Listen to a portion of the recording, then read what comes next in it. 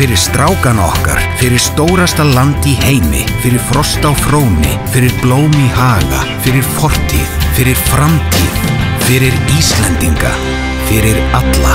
Nýbökuð brauð á morgnana, léttir réttir í hádeginu, kökur með kaffinu og fjölbreytt veisluþjónusta. Bakarameistarinn. Bara samkvæmt drauma fyrir úrslit gegn Norðmönnum.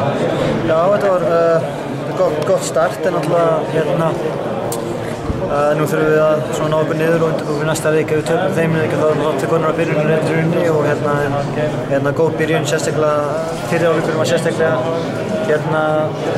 svona góður hjá okkur og þeir gáðu okkur meiri tíma á boltann, þannig við gátum spila aðeins meira upp inn í seinna og pressur aðeins á okkur og þeir sjálfur fóru að pumpa boltanum upp á okkur sem við kunnum bara mjög vel við, þannig að þeir voru ekki að skapa sérstaklega mikið nema þó í föstum leikadröðum í seinna hálfleik, þannig að svo heilt yfir þá held ég að eins og við lögðum leikinn upp þá gekk þetta allt upp og við vissum nákvæmlega hvað þeir voru að fara að gera og þetta var rauninni bara eins og horfa á bíómynd aftur.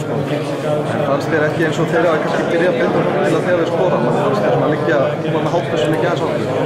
Nei, ég held að sé bara þeir voru að fá hotspinnur og þeir voru svona aðeins að pressa á okkur. Það er oft þannig þegar svona leikir byrja þá svona kannski við lögðum upp fyrstu 5 mínútuna að setja boltan hátt á það og þannig að fáið meira boltan þannig að við geta sótt meira á okkur en síðan náðu boltanum niður og náðum að setja pressa á það, síðan alltaf Kári sterkur í fyrstu leikadröðum hjá okkur og náðum að setja mark og síðan setna hálfleik var þetta bara að fá ekki á okkur mark og ég er mjög ánægður með það. 2 leikir í röð sem Íslands landslið heldur hreinu og ég veit ekki alveg síðan hvernig það gerir, það er gaman ef ykkur nær að fletta því upp en við vorum virkilega vel sem lið og lögum fram og við áttum sigur í fyrir veskinu.